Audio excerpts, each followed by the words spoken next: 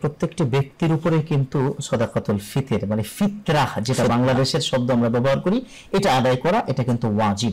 সেক্ষেত্রে যাদের ইনকাম খুব কম বিলো টাইপের যে দিন আনে দিন খায় সংসারে খুবই টানাপোড়েন অবস্থা তাদের উপরও কি ফিতরাটা ওয়াজিব হবে? এখানে সাদাকাতুল ফিতর আর যাকাতের বিষয়টা আমাদের ক্লিয়ার করতে হবে। যেমন যাকাতের জন্য হচ্ছে একটি বছর মালিকের নেসাব হওয়া অর্থাৎ 52 ভরির উপর সমপরিমাণ যে অর্থটা ওলামায়ে কেরাম ধরেছেন 85 বা এখন 1 লক্ষ টাকা আমরা এটাকে ধরতে পারি বর্তমান বাজার অনুযায়ী। তো ধরেন 85 থেকে 90 কি 1 লক্ষ টাকা একটা বছর মালিকানায় থাকা ন্যূনতম যাদের এই যাকাতের আওতাধীন আসার জন্য। কিন্তু সাদাকাতুল ফিতরটা সেটা নয়।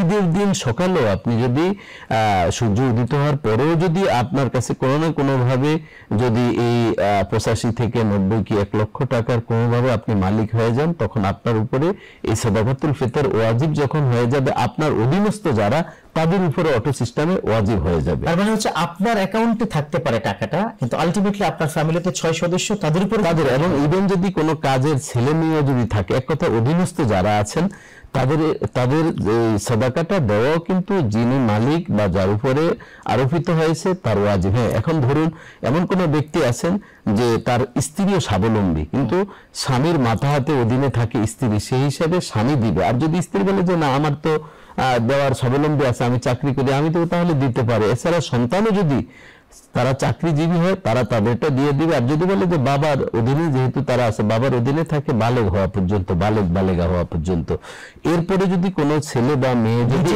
ইন্ডিপেন্ডেন্ট হয় তাহলে সে তারটা দিয়ে দিবে।